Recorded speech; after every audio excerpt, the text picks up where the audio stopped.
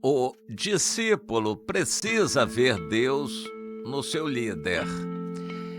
Eu quero tomar para início de consideração o que Jesus fez com alguns discípulos quando os levou ao chamado Monte da Transfiguração, que até hoje não se sabe exatamente onde está localizado, e para nós também não é tão importante saber isso, porque o importante é o que aconteceu lá.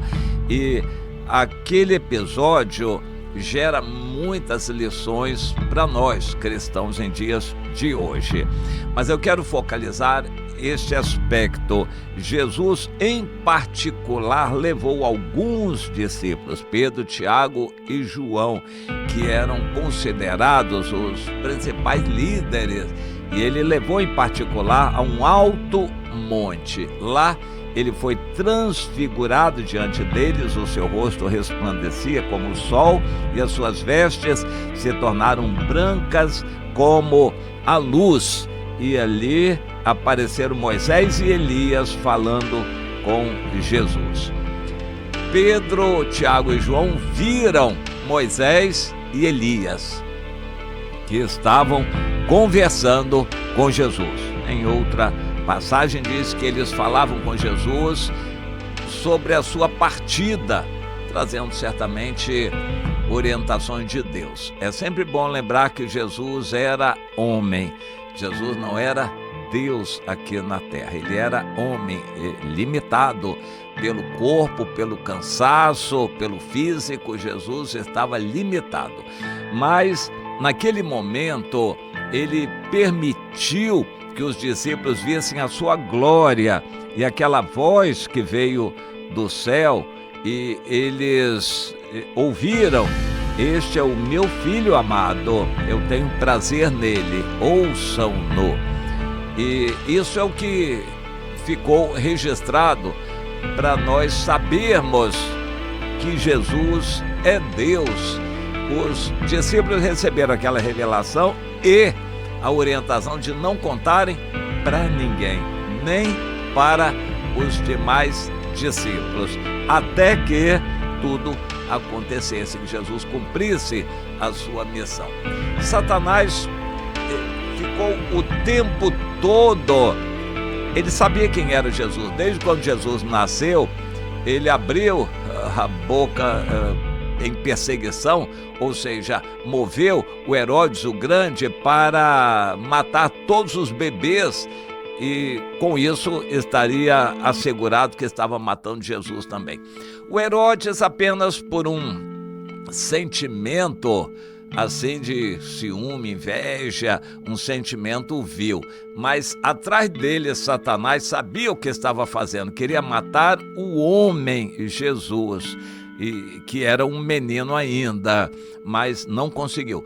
Durante todo o ministério de Jesus, Satanás tentou fazer Jesus se manifestar como Deus para corar a missão de Jesus, ou seja, estragar a missão de Jesus, porque em qualquer momento, quando Jesus se intitulasse Deus ou usasse o poder de Deus, estaria toda perdida a sua missão. A missão de Jesus era mostrar para Satanás, para todos aqui na terra, que é possível um homem ser vencedor, ser fiel e obedecer ao Senhor. Isto é possível. E Jesus era homem. Filipenses, no capítulo 2, diz que ele abriu mão da sua divindade para ser como homem, para ser fiel e demonstrar que o projeto de Deus ao criar o ser humano era um projeto possível. Jesus não nasceu do pecado original de José e Maria, ele nasceu do Espírito Santo, porque ele já existia, então ele simplesmente encarnou. Mas aqui na terra Jesus foi homem, só que ele foi batizado com o Espírito Santo e foi usado pelo Espírito Santo para fazer tudo o que ele fez. E como o Espírito Santo foi derramado para nós, então Jesus diz que é possível nós fazermos o que ele fez. Jesus, no entanto, ele achou que precisava dar uma demonstração para alguns discípulos da glória dele. E eles certamente tremeram mais ainda ao ver a glória de Jesus. Quando desceram do monte, aquele episódio do demônio que pegava um menino que ninguém conseguia expulsar, fortaleceu mais ainda a convicção deles de que Jesus tinha aquele poder. Quando nós vamos fazer discípulos, nós nos identificamos com a autoridade do Senhor. Jesus disse em Mateus 28, 18 a 20, todo o poder me foi dado no céu e na terra, depois da ressurreição. Todo o poder me foi dado no céu e na terra.